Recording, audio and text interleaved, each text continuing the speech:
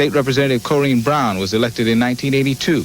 She collected signatures in her first race, but coupled with a strong base of support from feminist groups, teachers, and longtime friends, she is beat back decisively 2 attempts to unseat her.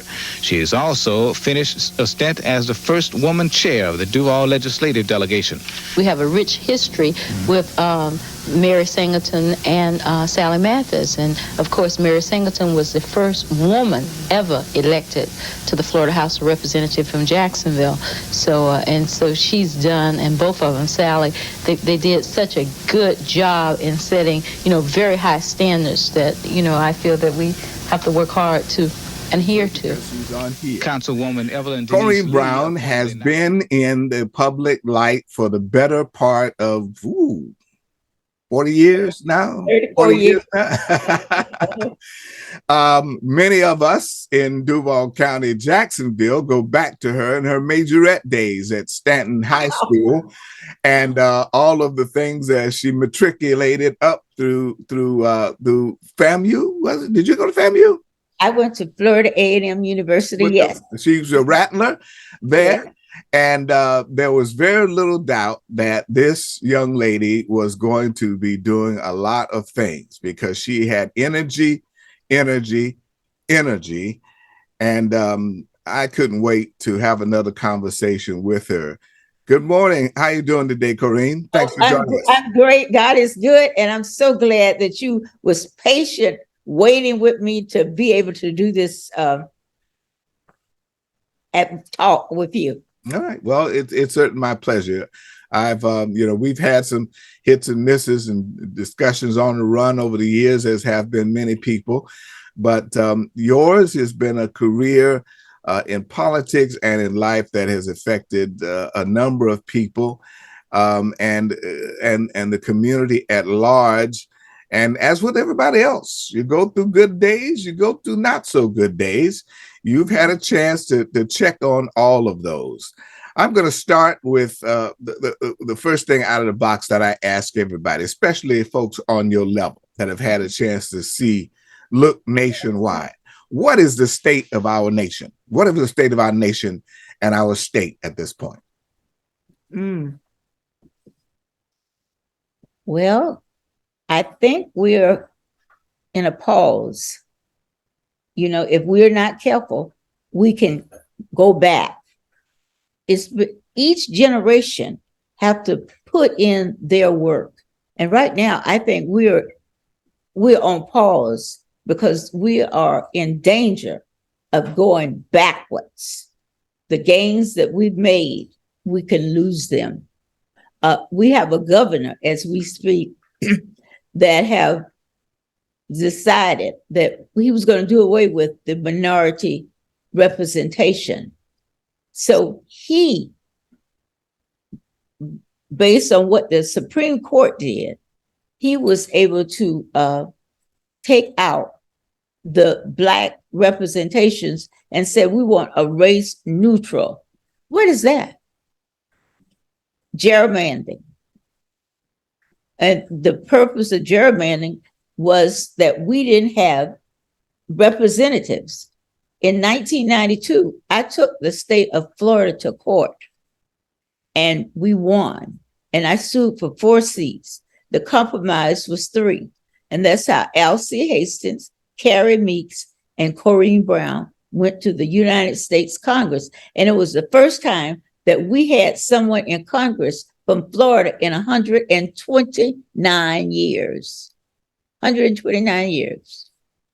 It was quite, and that, of course, was quite a time. I remember traveling around the state during that period of time with the NAACP and looking at how to make sure we had the motor voter bill in place and all of that. It was interesting because the late State Senator Arnett Gerardo didn't really believe that congressional seat was going to happen. And it was interesting because he was going around the state doing a farewell tour. Meanwhile, you were busy getting signatures signed up so you could qualify for the election. And lo and behold, the seat for U.S. Congress got approved after more than 100 years. And I think there are a few things that ever surprised him, but that surprised him that congressional seat happened. And were you surprised that you were able to win that, get the signatures, and in fact win that seat that had to represent a part of Jacksonville that had been represented the previous quarter century by Charlie Bennett? You Right, became Jacksonville's congressperson. The last Black that was elected to Congress came from Gainesville. Now, we've had in Duval a Democrat elected for over 75 years. But as we move forward, there is a possibility, a strong possibility, that we will not have even a Democrat to represent this area, or maybe a very conservative Republican. And we've always had two. We've had a Democrat and we had a Republican. Now they've taken Duval and divided it, gerrymandered it, and put it with St. John's and with Nassau and with Clay. And so you don't have the opportunity to elect a candidate of your choice.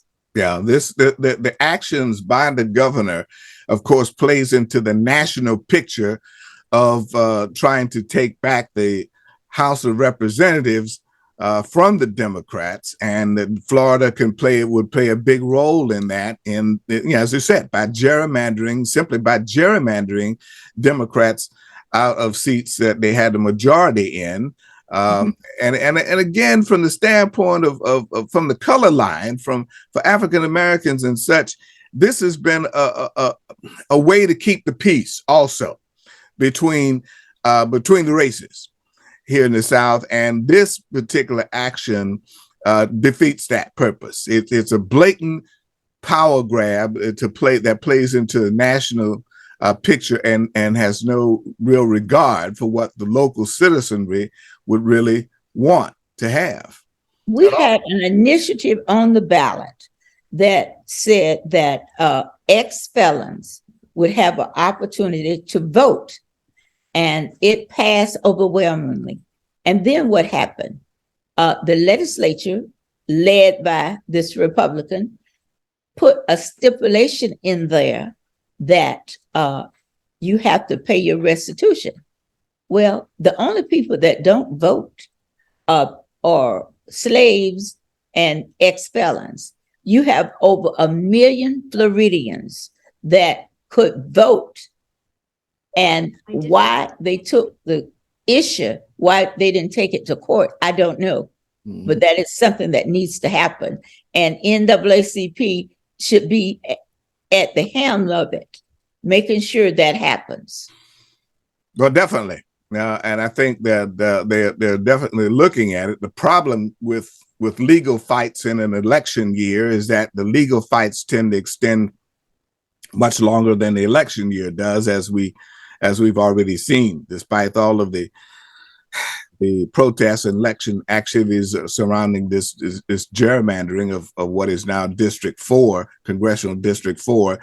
It is held up legally long enough to get, where we've already had a primary, and for all intents and purposes, the general election is going to be around that District 4, and the other half of the county, as you said, is District 5, which is almost certainly going to be represented by a Republican.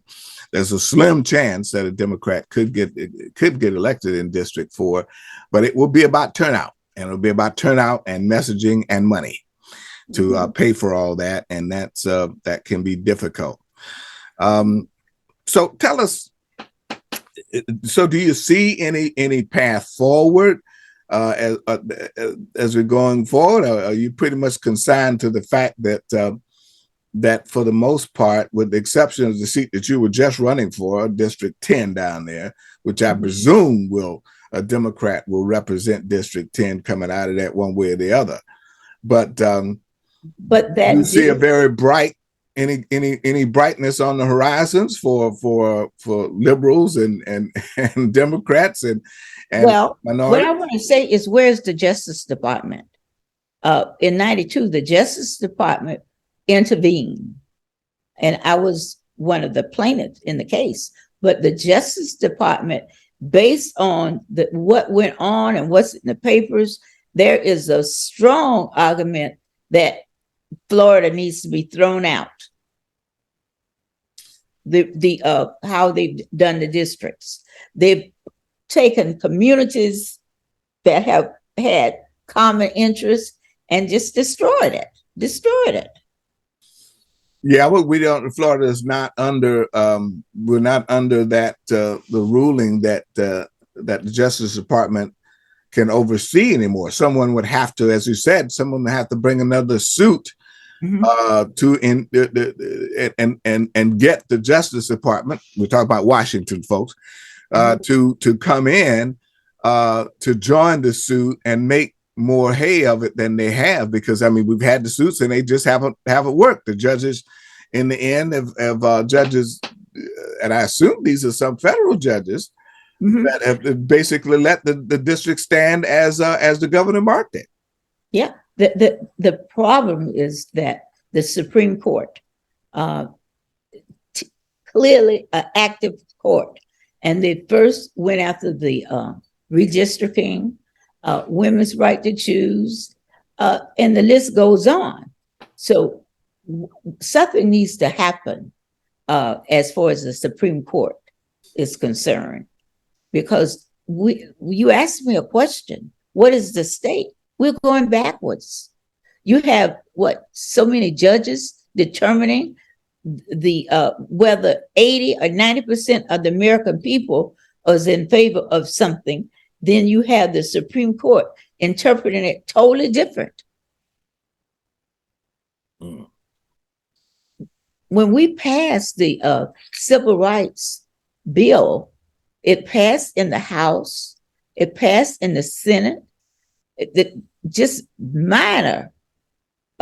Everybody they voted in favor of it, and then it went to the Supreme Court, and they said, "Well, everything is great. We're just going to wipe everything out as far as voting rights is concerned," and that's when all of these changes took place. So, do you view your role as representatives, first in the state house, and then, of course, in Congress? Do you view your role as one piece of the puzzle to right wrongs, or do you view it as, let's say, the civil rights groups? Most notably now we have, of course, the North Side Coalition that has taken a lead on a lot of protests around town and this region. Do you view your role in politics as a piece of the puzzle, or do you view your role as a legislator as one that has to take the lead in getting things done? How do you view the role of legislation, since you've spent now almost all of your adult life in office? How do you view your role? Leadership. I view it as leadership. For example, explain to me how you tear down the Jacksonville landing. I mean, where was the leadership? We only had maybe 10 programs like that in the entire country. The money came to Duval to help small and minority businesses, economic development.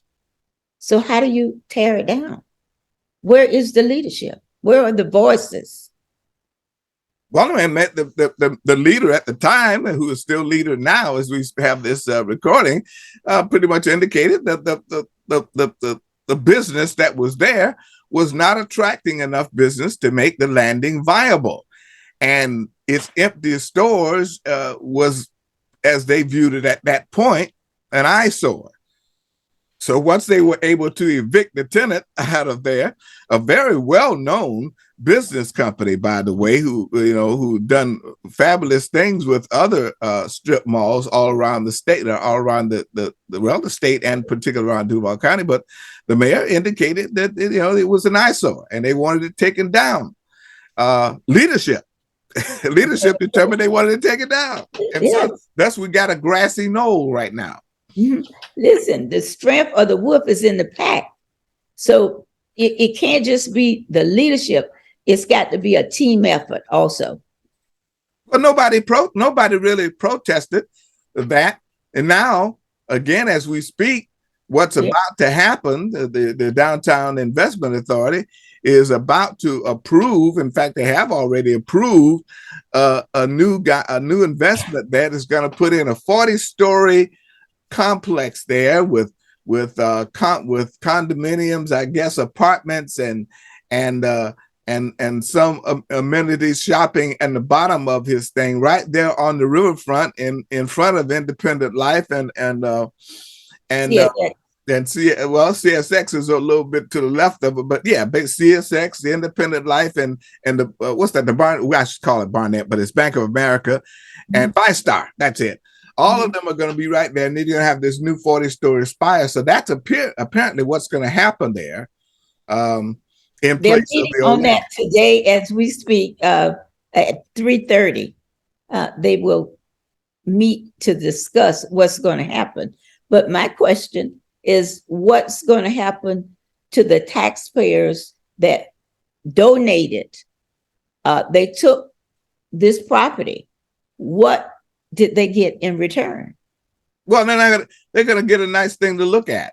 No. Apparently, they're not going to put in that ridiculous sculpture they talked about. Nobody could understand what it meant. Apparently, they may be at least looking at that.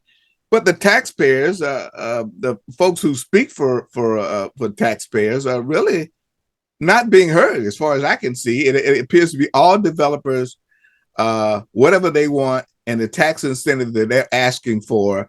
And I don't hear anybody else talking about it. But again, who lives down? The people. There's nobody not enough of the people who live downtown, from what I can see, are saying anything about what's happening downtown, other than they want more things to do. So it doesn't appear to have a constituency to make any noise. Well, the point of it is you're getting ready to spend a whole lot of dollars.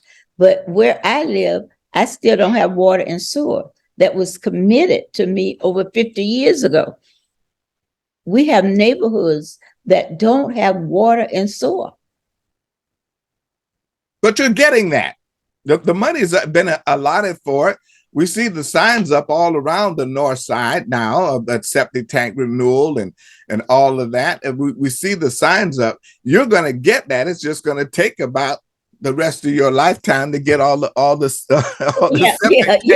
I understand that. And they say if you within 1,000 feet, 800 feet, it is no water, no sewer with the city line. Same thing. So you're out of office now. That's correct. And who's going to speak for the folks of the district now? If Corrine Brown is off the scene, Al Lawson is off the scene, Tony Hill didn't make it. It looks like Ms. Holloway stands a decent chance at it, but realistically, it's going to be tough. With even though she did win the districts in Clay and Nassau County, that's how she pulled this off, along with getting a pretty good majority in Duval County to pull off this Democratic thing. But again, there just isn't a voice other than Corrine Brown that shakes the trees, which is part of what we talk about here on this show. We talk with tree shakers and policymakers. Who's going to shake the trees aside from the community groups like the Northside Coalition? Because we don't hear anything out of the NACP, and the Urban League has never said very much of anything. So who's going to shake the trees now that Corrine Brown is off the scene? Well, I guess several people have asked me, how come I'm not involved in the training of the new generation, doing boot camps and workshops? Because, it's important to be in the room, but you need to know why you're in the room. And that seemed to be missing. People think about, they want to be involved, but why do you want to be involved? What changes do you want to make? How do you want to improve the community?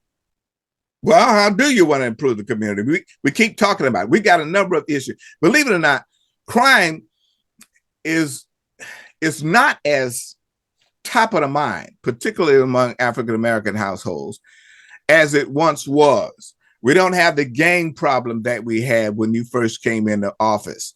We do have a gang problem, but we have more of a crime problem, a sort of murder problem, but at least we're not so much the murder capital of the state as we once were. But the issues are still basically there: economics, jobs, education, and as you say, getting those services into the community as we need, getting all those septic tanks removed and getting everybody on the sewer line. And of course, and again, back to education. What are the priorities that you see that need to be dealt with? Oh, well, it's interesting because so many people are telling me it's housing issues, housing, in that the rents are going up and people can't afford, because of their income, can't afford to buy a house. We need to do more in that area. Well, so, talk about rent control. I mean, because rent is a big deal, in zip codes 3220789. That's right. It's a big deal. And I just talked with a young man who rents houses, and he's not too crazy about things like rent control, which is being talked about even by conservatives these days, because I just talked with a gentleman who was running for Congress over in District 5. He's a dyed-in-the-wool conservative, Trumplican, all of that. But he and his wife have been renting this apartment for 20 years from this one landlord. They sold out to a corporation, and instead of getting 3% raises per year, he looked up and they're raising his rent 50 to 100% in the coming year. And he's crying rent control. So what are we talking about in terms of housing? We got plenty of housing. But what we need to do is to make it affordable. Bring in different groups and organizations like NAFCA. I work with them to have homeowners workshops, and let's give them the down payment. I mean, if you're paying all this money for rent, then home ownership is still the key. It's the wealth that we've got to invest in. Well, with the wealth and the ability to afford it, because we've got a lot of discussions about, believe it or not, even over in San Marco, they're building some new apartment complexes over there, and they're setting aside X amount of those apartments, as they say, for worker housing. In other words, affordable housing, where the rents may be capped at $1,200. Which seem to be about, believe it or not, the going rate these days, even for a 2-bedroom, 1-bath. And I see the same thing may be happening in some over in Riverside area. They're looking at the same thing as setting aside X amount of apartments for that purpose. Is that what you're talking about? Or that in addition to, but no, I'm talking about home ownership. The person that you said that's been renting this apartment for all of these years, why that person is not a buyer.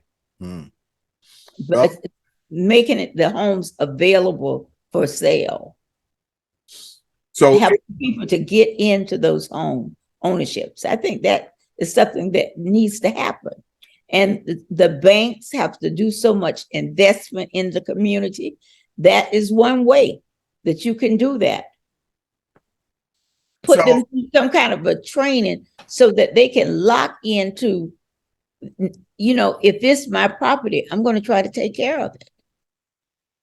How about the issue of jobs? Because you got to have a decent job in order to afford all that. Do you find jobs as big an issue now as it was 10, 15 years ago? Getting a job, keeping a job, making enough money? Okay. Every year I had those job fairs. And I would open it up. I had over 10,000 people coming every single year. Now, there seem to be a lot of jobs. So we need to go back to the training so people are eligible to get these jobs and to keep them. But they have jobs everywhere you go. So jobs is not an issue, not a major issue anymore. No, I'm not saying that. Training is still an issue, but jobs are available. Education. You're well educated. Your daughter is. You deal with people who are well educated all the time. Do you find, as much as you've been able to determine here, do you find that education or is an issue as now as it was again going back 20 years ago, 30 years ago? Is it a major issue? We as a people put a lot of emphasis on education, and I agree. However, I was watching Bill Gates a couple of nights ago, and it indicated that he, at 19, dropped out of school or something. So you can be successful without education based on your connections, making sure that you get in an area that is needed. And that's what he did. You know, he's a billionaire. Mm. And he was discussing how countries like the United States need to be working with Africa and other places, helping them as far as seeds or development so they can take care of themselves, because we are the ones that's responsible for a lot of the pollution in the air. They did not contribute to climate, that things that we need to be doing as far as climate change is concerned. All right. Change gears briefly here before we move on. I'll throw some names at you. I want to get, because you're an opinionated, so I'm throw these names at you. See what you tell me. Okay. Jake Godbold. Oh, he was wonderful. And we just talked about him bringing the landing to Jacksonville. The landing and the football team, right? Yeah, yes. And I work on both of them. Tommy Hazuri. Yeah, my friend. Yeah. He was my friend. Ed Austin. He was responsible for me doing the downtown federal courthouse. And we worked together. I've been able to work with the mayors of Jacksonville in the past. We had good working relationships. Were you able to work very much with John Payton? We did. I got a lot of flack about it, but the KIP program, we went to New York together and got that program to come to Jacksonville. And I think it was very important because we had kids that was dropping out, and I saw the programs that they had in New York, in DC, and other places, and I wanted that same program to be here in this community for our children. All Did you know that? Yes, I got that. I got that. So what the question of the hour, and I hope that we will have another conversation with it, but the question everybody is looking at here, because again, your life, your work is all well documented. It's been laid out there for everybody to see. When you're Thank you for your service. I love what I was able to do for veterans. Indeed. Yes. Quite a bit. So what's next? What's next for Madam Brown? What are we looking at next? I think you've given us some hints of it here, but what's next? Because you know you're sort of at the age that you're at right now is apparently a great age, because all the senior members of Congress are in the same age group. The president is older than you, and everybody else is doing well. So this is, we're certainly not seeing the last act. What's next? What's up? What do you have on the agenda? Well, my daughter said, "Why don't you want to retire and go to the Bahamas?" No, that's not what I want to do. You know, I have a mission, and transportation, veterans, but now it's also criminal justice system that I have some more work I need to do. It's not over yet. All right. So we'll look forward to seeing that when you introduce that next thing. I want to have you here so we can get that done. All right. You'll be one of the first to know. All right. Corrine Brown. congressman, state representative, many of us, for many folks, the only congressperson that they ever knew for some 20 years, representing this district. The ups and downs, the hills and the valleys, all played out within her career. Corrine, I want to thank you for joining us today. Thank you. Thank you.